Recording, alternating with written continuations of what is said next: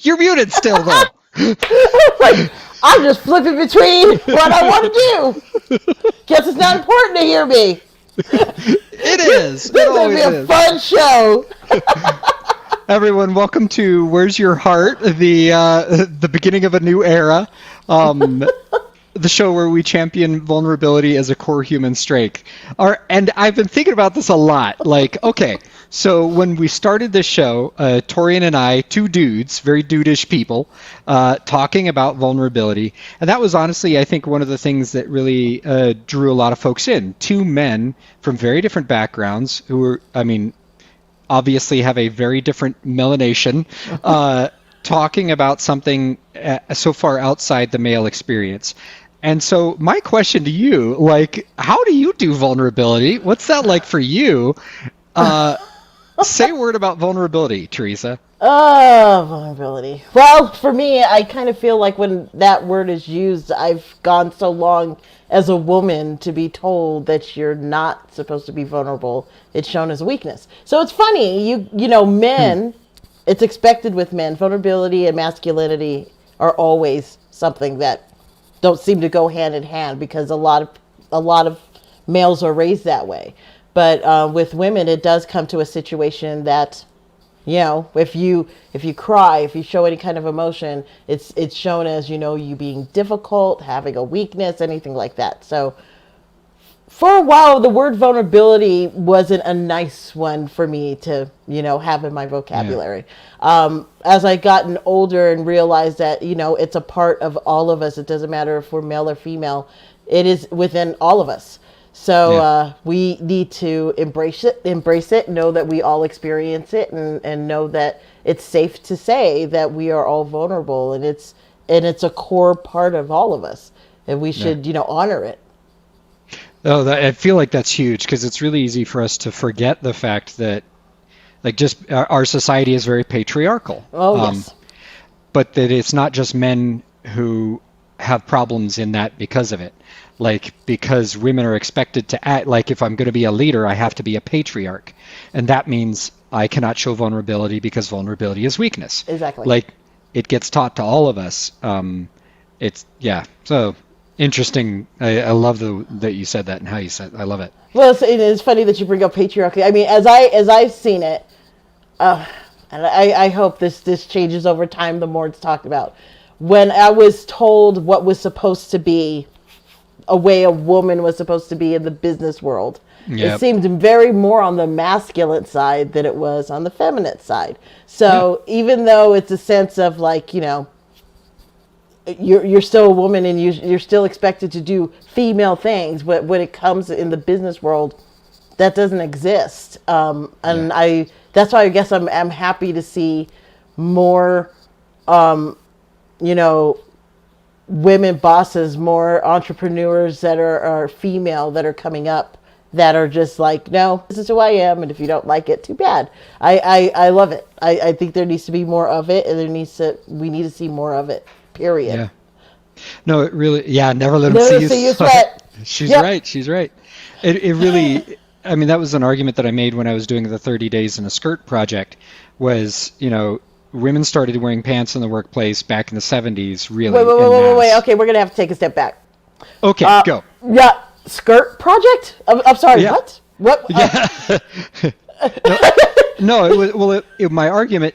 My argument for the project is that it's part of the whole the conversation from my end about making the argument as white men. We have a lot of rules that are put on us in order to gain the freedom or the privilege that we have, and that's what I think is one of the ways I can talk to white men about why we want these privileges to end. Because it's a system of bullshit, and we're paying for that privilege every time we turn around. And I like that I'm a woman in science and I'm coming to be attacked like this. Oh, my friend, I love you. Annette. It's Royce's fault. But that was the argument. The byline of that whole project. I wore a skirt for 30 days and just talked with whoever would talk to me about it, which wasn't many people, by the way. Yeah, well, they see a man in a skirt. Fucking ignore it. It's like, I'm just gonna say last week. Now I'll be bringing up men in dresses. Just prepare for that. So I'm not surprised. That was the That was the argument, though. Yeah. I know. Yeah, it's hot for our gratitude. Yeah. That was the argument. The line of that thing was women have been able to wear pants, and that's not cross-dressing. But we never examined the fact that men are not allowed to wear skirts without us calling it cross-dressing and all this other stuff. So I'll say it's a gratitude that I could wear pants because I'd rather wear pants. Dude, I love. All right, so I really, you know what I hate about winter? I can't wear my skirts anymore because it's just too damn cold, and I have to go back to pants. And so I am not living in gratitude on that one. Well, I would always make jokes if you guys ever saw me in a dress that meant it was laundry day. So I'm definitely more of a pants person, but I get my skirts and dresses on, but. You know, but yeah, I feel you. You know, pretty much wearing a skirt in this weather is, don't just put on some, leggings and, Well, I still do it around the house. A kilt is different, and I wear lots of kilts. A kilt is very different, Mary. Yes, it is. How is it different, though? Okay. All right, so we say it's different. It's actually not different. It's just a skirt that we think is okay for men. Okay, actually, you know what? You got me there. Because I'm kind of feeling like, I don't know. I feel it's more of a traditional thing. But yeah, I love my kilts too. I know. I'm kind of like kilts are going to be kilts. So I'm going to start with you, Royce. What's your gratitude for this week? I'm Sarah and I have a couple days of vacation here for the first time in months, and we're used to getting away for like 2 weeks during the summer. Because as a minister, she is in demand, and it takes a lot for her to unwind, and it takes a lot for me to unwind as a homemaker. So I'm grateful for a couple of days, and yeah. It's a thing. So, all right. So here's the other thing, by the way, Mary. All right, but we're going to talk about this for a second. Yeah. Okay, when I was doing that skirt project, I was shocked because my skirts were all longer than any pair of shorts that I own. But I've never had so many comments about my legs. It was like when I put on a skirt, it was okay to objectify me and turn me into an object that could be sexified. I couldn't believe it. It was one of the most shocking I was like, nobody ever pays attention. So anyway, she right. Anyway, all right, you got gratitude, Teresa. Well, straight, I'm going to say, and I really can't believe I'm saying this, but I'm grateful that we had another 14-day shutdown. Yep. And frankly, this is not a sense of like businesses should be shut. No, it's not. It's nothing like that. I kind of feel like I got into the mode of, okay, I'm going to go back to I have 50 billion things I want to do, and I don't know which one to focus on first. And then your brain starts like melting, and it gets overwhelming, and then all you want to do is cry. This was the cry week. This was the beginning of the cry week. And so, yeah, I'm excited. I needed that kind of downtime. So I'm happy that I'm getting that downtime because I can't, some people are closed that I normally work with. So it's like, okay, well, I know that I don't have to deal with that particular thing for now, right now. Yeah. I'll focus on something else, or I'll just take that break and breathe. I kind of forget sometimes we need to breathe. So yeah, I'm grateful for the time. I guess that same gratitude as you have. Yeah. But I see now that you brought up skirts, I definitely have to talk about last week now, because go. Yes. And we also got to say hi. Mary's in again, by the way. Oh yes. Okay. That? So I went online and I said, hey guys, join us for this post. So yes, Mary, I did. But it's for when we have our guest on, and you get to ask questions, and we'll put them up. She's not going to wait. She's just going to fire him. She's like, I'm going to put some stuff on here. But I was actually interested to see that last week there was a whole hoopla on Harry Styles of One Direction, who was where, he did, I believe it was, I can't remember if it was Vogue, one of those fashion magazines, but he wore a dress and a skirt for this photo shoot. And, that Candace Owens had to, come out and pretty much say, we need manly men. We need manly men to be manly men again. And I just found it so interesting. I'm just like, why is it that when somebody does something, it affects you so deeply? You don't know them. You're not friends with them. You're not dating them. Like, why do you take so much effort to put out there that they're less than, or they should be doing this or that, instead of just letting them be? I find it interesting, some of these people that are just, and frankly, I just looked at it like, you know what? This is a way for her to be relevant. This is a way for her to have a voice by, exerting how ludicrous it is that this man would be wearing a dress. Well, and it's just... I hear a parallel with the argument that happened all throughout the same-gender marriage debate, where, these people are demeaning my marriage. What the fuck is wrong? Like, how? Come on. Like, and again, like, how is this? But, and, like, honestly, I'm not surprised at it at all, because this is the last bastion kind of stuff around privilege that we have to undo. Originally... Yes, Mary! She's going. I was like... But all right, so let's take that one just as an example, right? I remember during the 90s, it was a thing. In a Mel Gibson movie, would he have his bare ass or not? Mm-hmm. Right? Whereas there was full frontal nudity on a woman in every single one of those movies, right? So, that's... anyway, yeah. Last week now... Oh, God. I don't even remember this week. That's where it's at. I guess, so you mentioned the 2-week shutdown. Teresa and I both live in New Mexico, and our governor was like, our rates are spiking again. They're going up exponentially. And she's like, okay, but, we got to do a reset. And oh, God, Mary, yeah, Mary, yes, she's going to town. Yes, Mary. She is. Thank you. And she's also right. It is a control issue. It absolutely is. Men are supposed to be in charge of these things, and therefore we cannot be the object, because then we don't get to be in control of who views us. It's fundamentally core to how we construct masculinity in this country, and it's fundamentally flawed. It's such an insecurity. It's such an insecurity. If you really feel that two people, you have no idea who they are, that they affect your life so much, that you have to come out and say, well, no, they shouldn't get married because then it makes me look less than. It's like, well, then that sounds like that's a problem for you. Men back. Exactly. It's like, that's something dealing with you. I mean, so it's interesting that when men are finally, allowed to have more than one feeling, that it's like, if you actually have pain or sadness or any other emotion, that's okay. It's like a man has the same emotions as any other human being in the world. It's not, they don't only have to be manly all the time, as like somehow they're supposed to be brought up that way.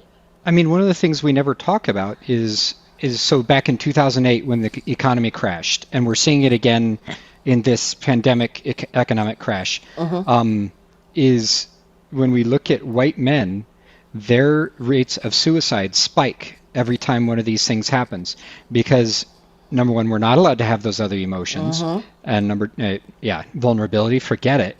And a loss of job means a loss of identity, because I cannot provide for my family, and that is the only value that I bring to this world. So there's these constructions, the ways that we construct who we are as people, that are deeply problematic. Absolutely. So yeah, it's... Torian's going. Oh my God! What did you give him? I give him nothing. He's showing his authority.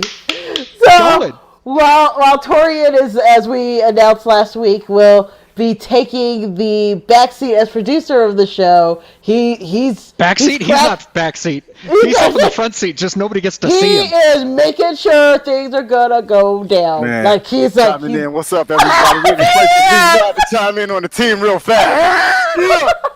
All right, I gotta go. He said he was going to do that. He said it was happening. But he's doing an amazing job keeping us on track. So as you can see, it is time for this week's topic. Well, and I think this is actually like I think part of the reason you hit that button is Yes. for me the links in my head between the problematic way we construct masculinity in this country and consent, which is our kind of big picture topic for the day, Mm-hmm. are deeply related. The second you have Compassion yeah, and empathy are yes, manly if we let it yes, be. Empathy. oh, Oh my gosh, that word, that should just be the word of the year. That needs to be the word of the year so we lead mhm, into 2021 with it. So, yes, yeah. absolutely right, Mary. Absolutely right. It okay. So I guess so. I'll start personally. When I think about the things that I endured as a child, I have PTSD from some of the stuff I went through as a kid. Um, and I'm not suggesting that my parents are abusers who, locked me in a cage or anything like that. I am saying that there was some trauma Mm-hmm. and some abuse of power. And because of that, the way I then behaved toward my brother and sister was atrocious. And this is, by the way, folks, when we talk about consent, today we're addressing it from the angle of talking to kids about consent. This doesn't have anything to do with sex. This has to do with how do we construct relationships where consent is something that we constantly are checking in about. It has more to do with abuse of power, which ends up eventually having to do with sex, as it does with many of us, especially when I speak for myself as a man. Mm-hmm. A lot of my abuses of power eventually became sexual abuses of power. But as a child, they were not necessarily that.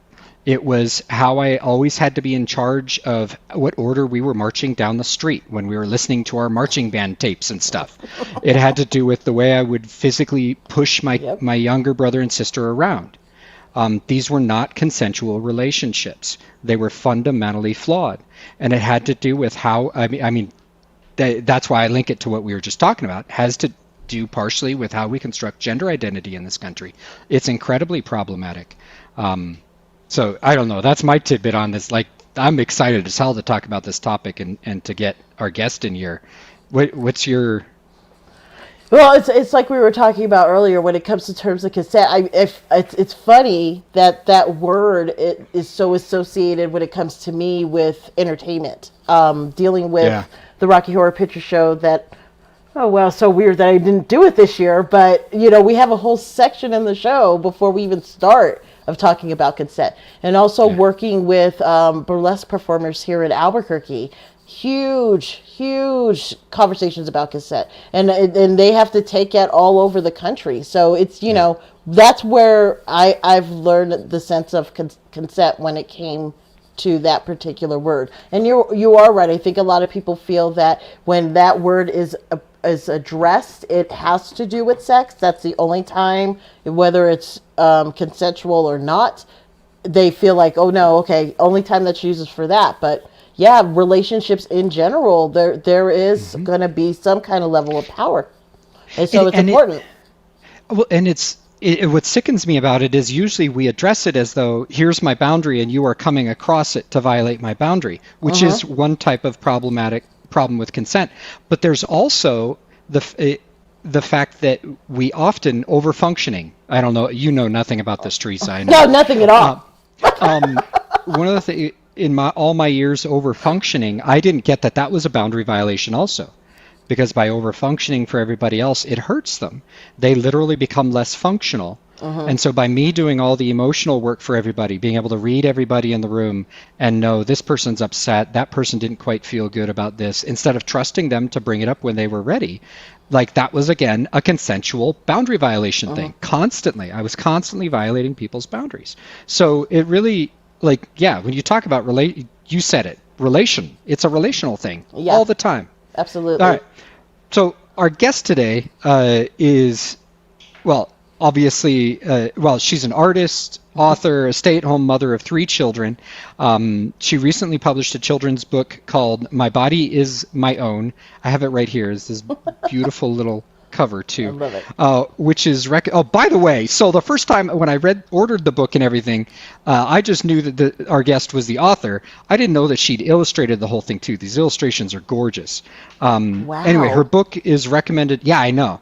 Recommended by child psychologists and pediatricians as a wonderful tool to help open young minds to boundaries and continue a conversation of how to keep their bodies safe. She's also published a parent's guide for those of you who are like me and are a parent and want to have these conversations. My kids are older now, but I done fucked that up already.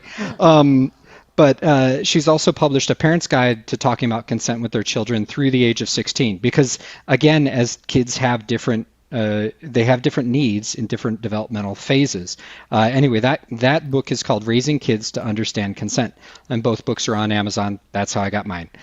So let's bring in Lauren Carlson. Hi, Lauren. Hello. Welcome, welcome, my friend. Thank you. Thanks for having me. Yeah. So can I ask? So I asked her this when we talked a while back, but just. Okay, so this is a beautiful book, and the illustrations are like this throughout it. They're just this wonderful artistic style. My kids. Those three are my kids. Oh, those are okay. Oh! So And we got to see your daughter earlier. She's adorable. She's adorable. so I love though that one of the things you did with this book is you chose to put kids who didn't look like your children Right. in prominent positions. Right. So, and I'm glad to say that you also included your kids. Yes. But it just like, so tell me a bit about that process. Why did you do that? What was important to you? Well, that cover page was the first one I did. That was, in my mind, that's the girl I needed to speak to. The girl who doesn't necessarily know that she's allowed to say no, or feels obligated to have any kind of physical, or just, I mean, not even a boundary of physical, but emotional. Um, I hold boys, male victims, children, male, boys, and victims of color for a special place in my heart, because I feel like the journey that they have to go to be able to come forward is so much harder than a 21-year-old white girl who, it's like when a 21-year-old gets lost in Aruba. Everyone's looking for her if she's blonde and pretty. But so for me, that was why I thought that was the girl that needed it the most. Yeah. And it's long before anything we're talking about is sexual. Like we're Right. talking about patting a child on the head, which is something I used to do all the time. It was how I was taught to show children affection. Right. It's not affectionate. It's a boundary violation. Right. So yeah, the way I think about consent is you're telling children that their feelings are important. Now, that Yeah. seems like a very mild conversation to have. And a lot of people think that then that doesn't carry over into when you make them hug someone at a holiday party or Oh, something like that. So for me, it's empowering children to know to ask for what they need and to say no when they want to. yeah. Lauren, have you ever had people? Because I have had conversations with folks that thought that giving it gives kids a little bit too much power. If you're feeling like, what's the big deal? If like I'm asking them to hug their aunt, or I'm asking like, Sure. why do people find it? Some people find it that it's a situation that they find that situation difficult to just accept that maybe sometimes you need to see if it's okay with your kid, if they want to do that before just pushing them into that situation.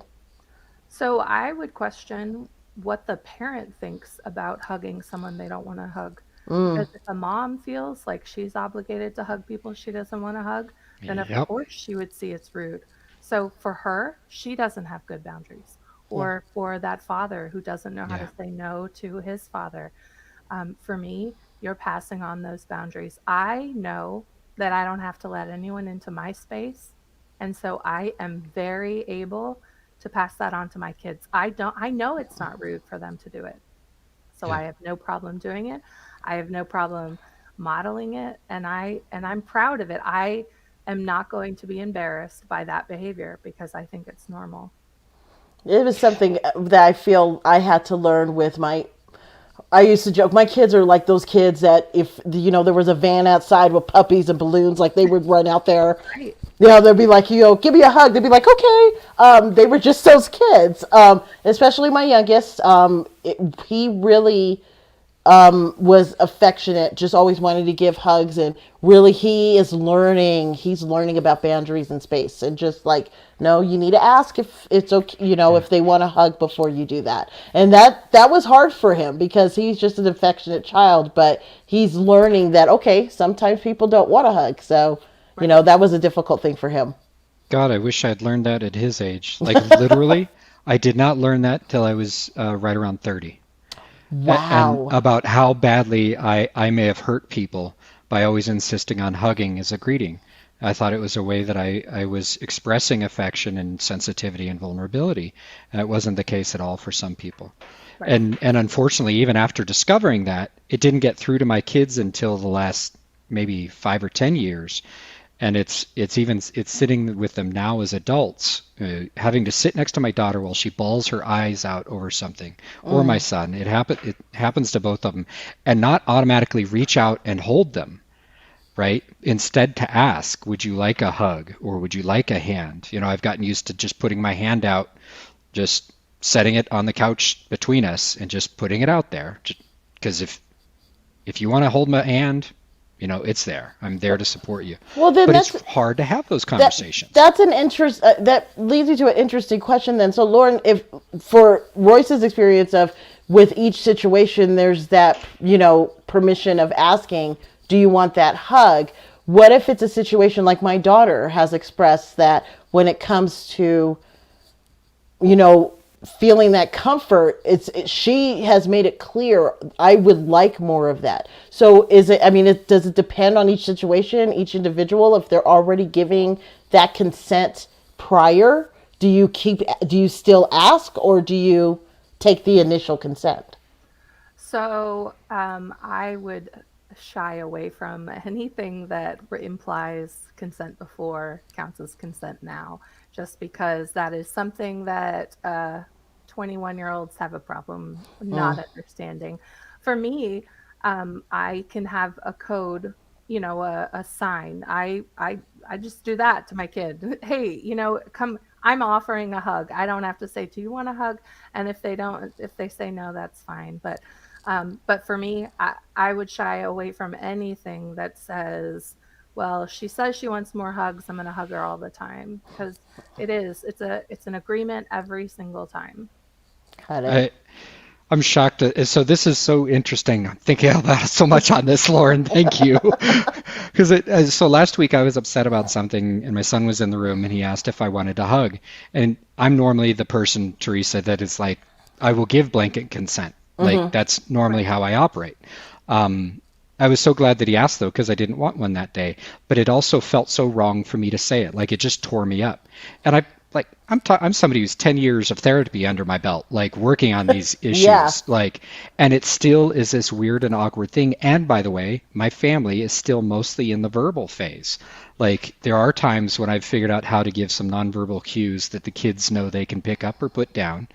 But it's very difficult. We have to develop new languages about it, Yeah. and that requires intention. We are inventing a language here Right. because we have a culture that says there is no language around consent. It is assumed. Right. Well, I'm right there with you, Royce. I've always been that person that always gives a hug, and now it's been Yeah. to a point that if I'm meeting somebody, even if like we've been talking on social media for a while, like through email or whatnot, we're like meeting in person, I'll still put my hand out because it's still that sense of like, okay, I don't know, I'm not sure how you want to be greeted, and oftentimes they're like, I'm a hugger.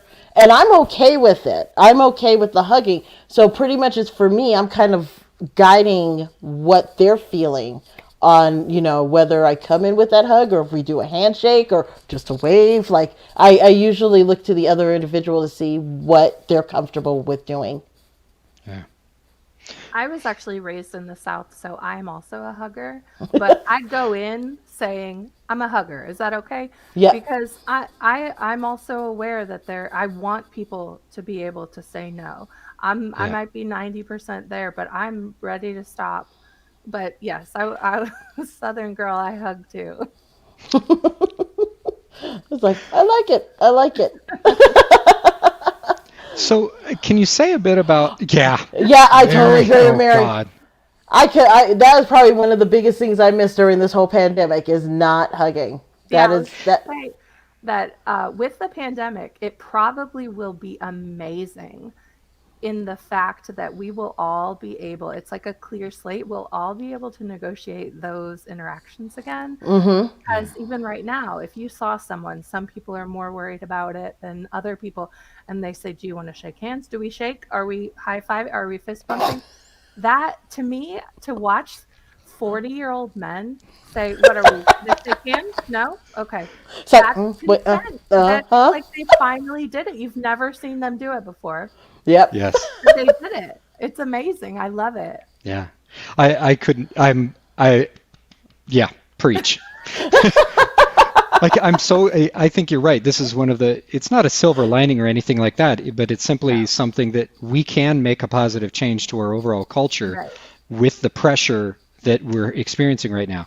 Right. I go the other direction. Like I want to carry around a sword and be like, I do not, like if I can hit you with this, you are too damn close. Like Right. that's where I'm at. But I think that it brings up another consent issue. It's one of the problems that's happening during the pandemic is we have entire groups of people who are like, I'm not wearing a mask. And I'm sitting there going, I'm not consenting to get this shit from you. Mm-hmm. Right. This is why we're being required to wear masks, because that is a consent issue. And again, yeah. I'm still surprised this is a thing. This is a thing. The mask is still a thing. I don't understand how that's still a thing, but I totally understand that. Yeah, I don't get it. Just wear it. I guess I don't go out very much. I'm probably just here, but I don't see anyone who's upset about wearing a mask. I know that they exist. I just don't know them. Yeah. I guess because I don't see that. But also I would have no problem telling them.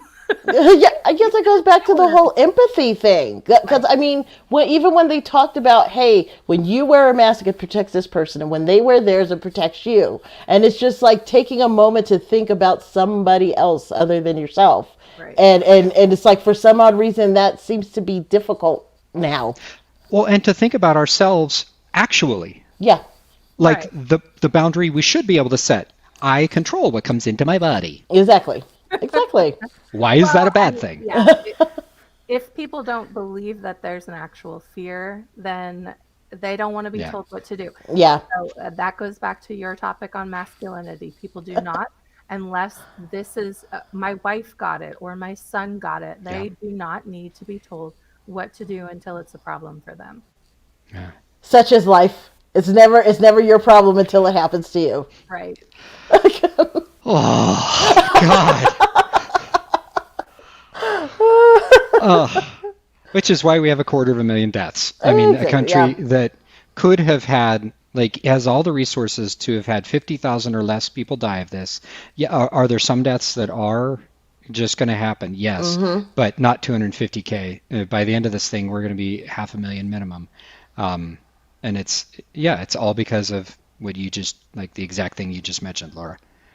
All right, so what's another aspect of consent that we haven't touched on yet? So I believe that everyone can get on board with teaching your children that they're allowed to say no. Yeah, that they have a body, they have a space. I think everyone can say that. I don't think as many parents are out there willing to admit that their son, and I only say son because of statistics, because everyone's able to harm other people. But I don't think parents are out there preventing their sons from being rapists. Mm-hmm. So for me, understanding that consent is not just protecting you from other people and setting boundaries, it's also recognizing the boundaries of others. To me, that is something that every parent should be able to talk to their child about. Yeah, absolutely. We warn them about drugs, and we warn them about gangs and violence and what consequences that would cause in their life. But you're not talking to them about what happens if you put your hands on someone who didn't want it or who was unconscious. And to me, it just doesn't make sense that we are not willing to assume that our son would be capable of that. So I want to go at this one because this is the topic of how do talk, especially to our boys, about consent is a big one. Partially because I wish somebody had had that with me. I, I would have a lot less regrets. Just to be clear, folks, this is a dude saying, as a dude, I wish somebody had taught me more about consent as a little boy. Right. Second thing is, when we study little boys, they are, time and again, we are shocked at, before our culture really gets a hold of little boys are actually the most sensitive of creatures before we toughen them up and teach them things like vulnerability as weakness. So when we talk about consent with little boys, we are giving them permission to set their own boundaries and begin to practice that long before it's 21 and they're having sex behind a dumpster with not having sex. They're raping somebody behind a dumpster. Let's be really clear. We're talking about, oh God, yeah. Mary. Yep. Yeah, absolutely. We're talking about making it okay for this little boy to have boundaries for his body as a child, which that in of itself will often head these things off at the pass, because he hasn't been allowed to have boundaries for his body, is often what eventually becomes him not seeing boundaries for other people. Like when you connected remember with me, that phrase, Lauren, no means I was no? yeah, but it's not just no means no. It's not. also It's what only I did yes to means yes. Right. Yes. Yeah. Right. Yeah. So, Like that's right. So what go. What you were saying is a lot of times boys are not given the power or the ability or the right to say no, or the right to choose what is right for their body, and that becomes a power struggle. And as you age and as you mature, and you are told you are this is what masculinity is, It then has to be power. right. So then it is yours to take, and so those are the boys. We have trained them by not allowing them to say no to a hug. Jenny Rogers has a right, okay, without being labeled soft. Right. Yes. Amen. So those are the boys who then think that this is what a man does. So so it's really, for me, that's probably why I have a special affinity for speaking about male victims, because those are the boys that you grow up, and that's the boys that'll grow up and be husbands to your daughters or something like that. And so, Or to your sons. right, Like, yeah, exactly. whatever. I don't Exactly. You want, I mean, however either you way, go. you want them to grow up to be respectful. And so if you are raising your daughters or sons to grow up and know how to protect themselves, you should also be raising your sons and daughters to be out there knowing how not to harm people. Absolutely. Yeah. I think one of the things that immediately comes up for me as you talk about that is that also required for me and my spouse to restructure how we talked about consent ourselves in front of our kids. Right. Especially because by the time I really understood this, my kids were, well, they were north of 10. They were in their teens. And so I really, at that age, telling them things doesn't always help. We had to model it. We had to model it. Sarah, do you want this? Do you want a back rub? You said your shoulder hurt. Would you like a shoulder rub? Right. No, I don't feel like that. Cool. And how I accept her no matters also, because it teaches the kids that no doesn't have loaded consequences. It teaches them how to say no. It teaches, all that stuff. Right. It's quite interesting that marriage has to be. I think that's also now thinking about that, the word of consent when it comes to marriage, because you hear a lot of stories even with married couples that there's been situations of, assault and rape, and their response to that is, but we're married. Yes. And so that, it can't be rape if you're married. And I'm just like, oh God. It can be rape even if you said yes to sex. That's exactly. It could still be rape. Marital rape was legal until the 90s. So is it still legal in some states? No, I can't remember. No, they finished it? No, it's good. Done, right. Good.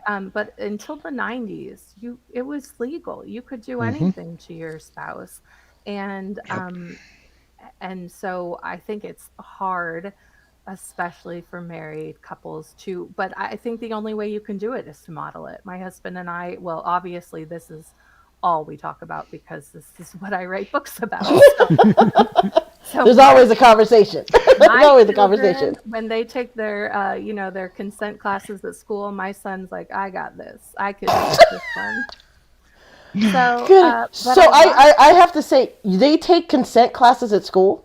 okay, so we go to a private school and they teach how to protect or say no to an adult who's crossing the boundaries. Wow. So I And think let's be clear here. Like, you've written an entire curriculum for this. correct. Like, Yes. yeah. So I've It's written really I've written workbook series. Ideally, I would love to be the person who goes into schools and talks about this because I believe that someone who comes in and is willing to say, I'm the victim of rape, and this is what it looks like to be the victim. This is what you'll go through. This is what you'll feel like.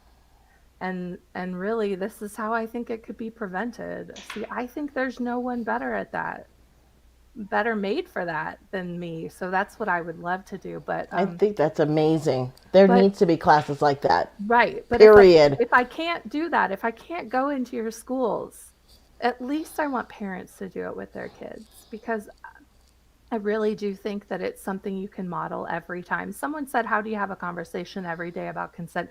Well, I do. I'm sure I do. It might not be with words, but every single time I go up to my 8-year-old's bedroom and I knock on the door before I open it, that's having a consent conversation. Every time I tell my 3-year-old, no, mom's going to the bathroom by herself today, which does. But at least I try. That's a conversation about consent. Those are conversations. I understand them. They understand them. Every time they see, like you said with my husband, he's not going to come in and force a kiss on me. You lean in 90%. Have you seen Hitch? He says lean in 90%. 50%, you come to 10? She has to come the other 10. That's consent. It is not always about words. But as a consent educator, it's hard for you to say that because Mary's it's right. not implied. That's a very good question. What is the age group that you should start teaching? So my books are for 3 to 8, which is the children's book. I think that this is a concept that children can understand and gain from even in preschool. But if you're willing to say it, to really put that topic out there. My 3-year-old says, no, she'll say that if we eat a chicken nugget, I didn't say you could have that. And that's her setting a boundary. Yeah. Sorry, my kids will set boundaries as they're food related. They'll set a boundary. They'll do that. And you know what? You could say, if I ate her chicken nugget and she says, I didn't say you could have that, I could say, I bought it. But I don't. And I say, oh, you know what? You're right. I'm sorry. I should have asked. Yeah. It was interesting enough. I've shown her. This is how we do it. This is how you do it. Right. And so, yes, we make mistakes, but you have to, don't double down. Don't say you weren't going to eat it anyway. These are conversations you can have anytime. And your kids will know their feelings are important. Their space is valuable. We care about their space. Yeah. Man, that's going to be a lesson. I mean, even when you talked about the knocking on the door, right. I knock on my kids' doors before I enter. And it's the same thing. It's like, I expect you to do that for me, so I'll do that for you. But I mean, it's a challenge when both parents kind of have their own different, their father he's kind of like, this is my house. I own all the doors. Right. I can open whatever door I want to open. I could go that way, but I can tell because my kids will have a conversation with me of like, hey, can we do this? Can we have it that I have my space, and if I need my time away, this is my space, and just please allow me to have it. And I accept that. Me knocking on a door before entering, I think, isn't asking for much, especially when they asked. I think there's also some like the kernel of truth around this is a house that I am responsible for, and I'm also responsible for you.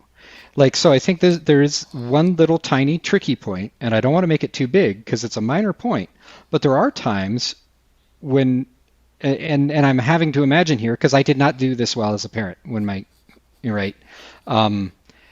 Like, so how do I not abdicate the responsibility that I do have for that child's well-being? Because there are times, there was at least once I can remember with my kids when I knocked on a door and I knew something was going on. I knew that one of my children was in trouble, and I was going to open this door whether they consented or not. Yeah. And so, like, there have to be times as parents that we say things, that I have to be able to say things like that. But again, if I've established good boundaries, if we have all of that, it's a matter of knocking, asking for consent, hearing that it's not given, and saying, for your own safety, I need to check right now, Right. kiddo. So, and yeah. check, and then retreat behind the boundary. Like, this is what we're doing. Right. You're still the parent. You are not giving your children the power to be in charge of their body does not mean they get to say when they shower or, they are Next year. Yeah. Right. They would leave it up to like, I'll do it next week. They're still children. They do not get to decide what they eat or, they're not saying, nah, I'm just never going to eat that ever. No, you are still the parent. But I think that there really is, I don't think it's very thin line. If you believe that they're in danger, that is you protecting their body. Yeah. So for me, go on ahead. But if you're thinking they're in danger every other Tuesday, maybe it's a more important conversation. Yeah. Well, and I love what you said about the food thing too, because it still is a consent conversation. Yes, I get that you don't like broccoli. Also, you need to eat green things. This is not a choice. This is not a boundary. This is something that needs to be in there. The boundary becomes, which green thing will you eat? Right. So, but that's the challenge. Like, being a parent, having to be creative. So a lot of people will say, well, this is dinner. I've made it and you're going to eat it or not. I don't parent that way. I have a child who has a strong texture aversion. He's really not into certain things. And I understand it because those were things that I went through as a kid and still go through, where my husband will take a bite of something and he'll say, ooh, don't eat that because it's good. He's going to finish it, but he knows I do not want it. And so when I make vegetables at my house, it's routine that I'm making 3 different kinds. And wow. I really don't, that doesn't really bother me. I am not spending any more extra time, maybe an extra pot. That's really it. And then all my kids have eaten all their vegetables. And sometimes I mix them up and someone's like, peas? Oh no. But they're getting their vegetables. I feel like I'm a stay-at-home mom. I'm not rushing in from court or something very important. This kind of is my job, making my children know that it's okay for them to have different opinions. And I will have many parents who say, no, they're going to be raised to be entitled. No, it's just vegetables. And it doesn't bother me that much. So if it was a real line that I needed to put my foot down, then we'd all pick corn or something. But I don't mind that my 3-year-old adores broccoli and she will eat it off my plate with consent. But then my son only eats peas and she only wants corn. I'm going to make them. That's fine. Frankly, I'm just happy if they eat a vegetable. Right? But I have learned with my kids, they like to test that. They'll be like, so what's for dinner? Chicken. I don't want that. Like, I'm sorry, I'm not Denny's. I'm like, there's not a menu for you to choose from. My kids are still really young, so they're not young enough to know that they could just. All they're asking for is broccoli. That's fine. Man, I would love if my kids were like, okay, I need a little more salad. Can we throw something like, okay, that's great. Yep. Yeah. Man, it's been so many, all I can see when I look back on this is how many times I screwed up. I remember a lasagna incident. It was a cream lasagna, and I think it was my son did not want to eat that. and it was a like hard line, and I think looking back, it was a texture thing, or a color thing. I don't actually know which. But he did not want that cream lasagna, and he finally ate one bite and then barfed. Like, Wow. that was, Yep. you talk about power struggles that just didn't need to happen. Right. You know, It's like, and I could have let again, that one go. this is what yeah, oh yeah, except that I'm not sure what he would have eaten. Like, Right. we were at the time we were on food stamps, so it was not our family was not healthy at all during that phase of his life. So it really, like, I guess I want to offer some empathy to those of us who struggle with this, and like when I look back, I just like there was a lot more creativity that I wish I had as a parent.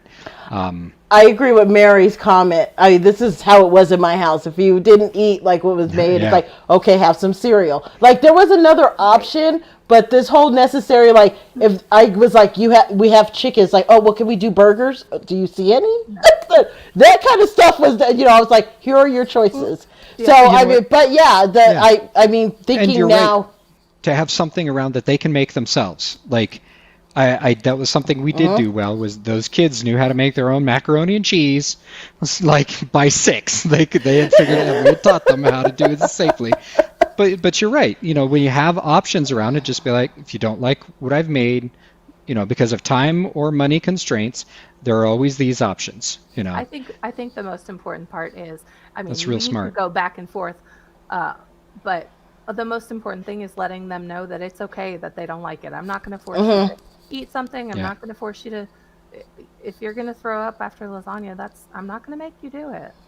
Yeah, yeah. So I telling regret my that one. son, Yeah. when he has a texture aversion and he says, I just don't like it, and he tries everything, and if he doesn't like it, I'm not going to, that's it. Okay. It's like, okay. Perfect. I believe you. I know that you don't like it. You're not making it up. That's all. Okay. Well, I think you made a really good point in the sense that when it comes to consent, if you're allowing your child to have consent, it doesn't mean that you're giving up power.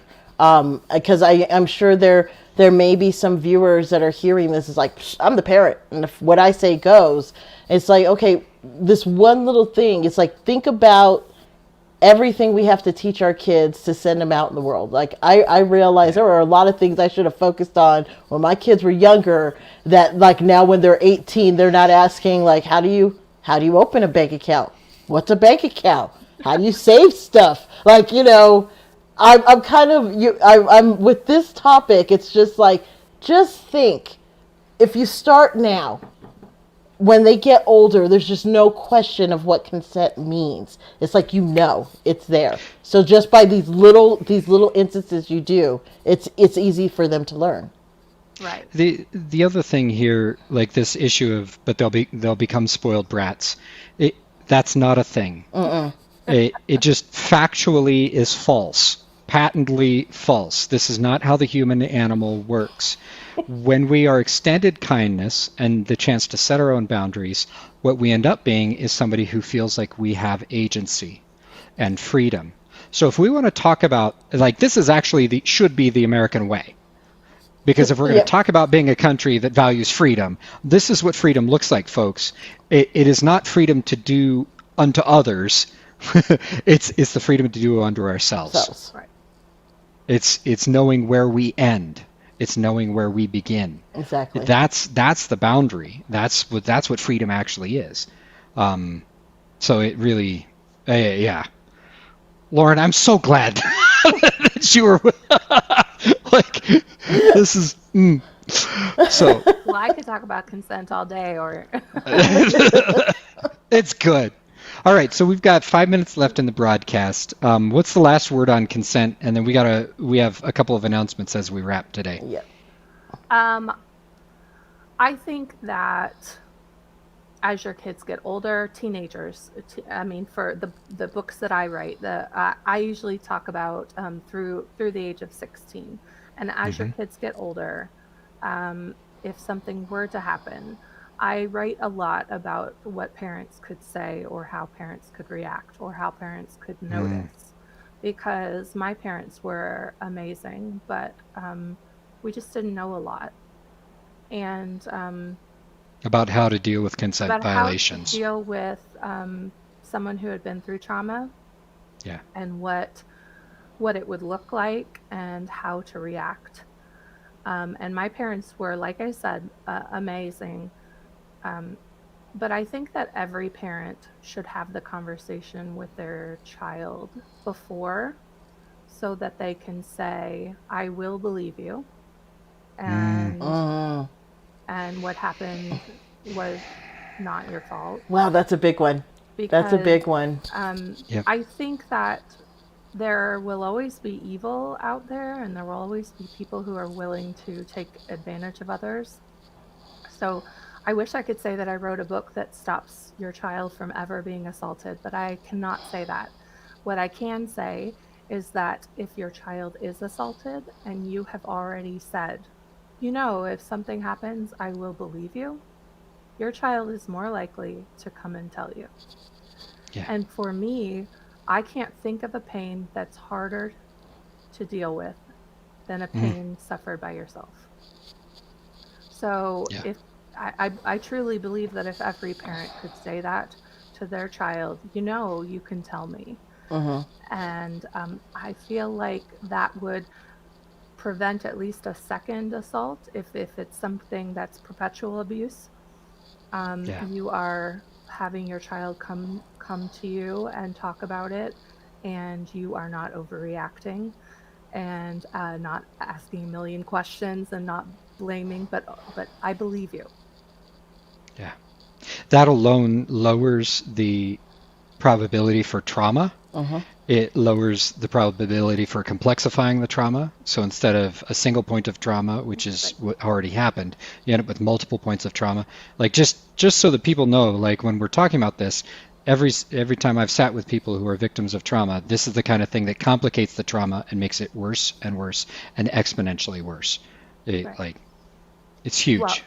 Well, I can't even say how different it is when you walk into a room and you know that someone believes you. To me, it's like it's a whole different world. And so if I could do that for any parent with their child, to me, that's everything. Yeah. I will believe you, and it's not your fault. Yeah. Thank you, Lauren. And also, for those of you who enjoy this topic, Lauren and I are going to have a chat about another book and her stuff on the podcast, Killing the Great White Male, coming up hopefully in December. I don't know if we're going to find time to record in December or if we might be in January. We'll see. But I'm really excited about that. So please look for that. I'll post it out probably as a comment on this video also. So please do subscribe, by the way, folks. Share our YouTube channel.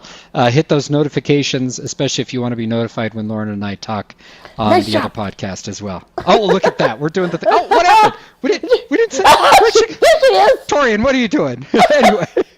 Being sneaky. Okay.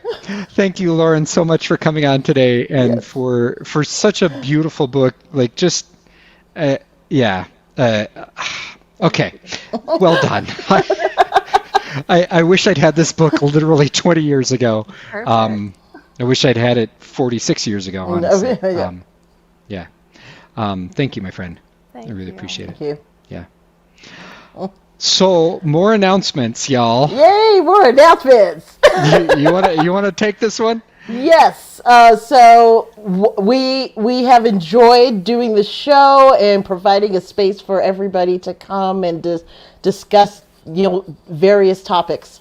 But we also realize that as the holiday season is coming, it's probably best to take some time away and take a little break, reset. And so we are making a choice right now that we're going to go ahead and have this be our episode right now. We're going to take a break. We'll be back on January 11th. This is just like what every other show does. It's like it's a holiday season, so we're going to take the holidays off, and then we'll be back after the holidays, rejuvenated with new topics. And I'm going to blame John Oliver and Jon Stewart. I know, yeah, they all do it. They all do. I know, but I always Oliver. hated it when they did it because I'd sit there going, "Where's my?" Now, unfortunately, we will not have the endings that John Oliver does because those are awesome. That's true. So we'll probably end up just being bye. But yeah, so we're gonna take this opportunity to decompress, spend time with loved ones, and really kind of focus on what we want to do when we come back. So just know that we will be back to provide this space on January 11th. Also, if you have topic ideas or people to talk about things, please send them our way. Put them in comments, get in touch with one of us on social media, message Where's Your Heart, the channel on Facebook. There's a lot of ways to contact us. Yeah, Facebook, YouTube, Instagram. You can catch us on any one of those. Or just email us at where'syourheartlive@gmail.com. Very good. Thank you.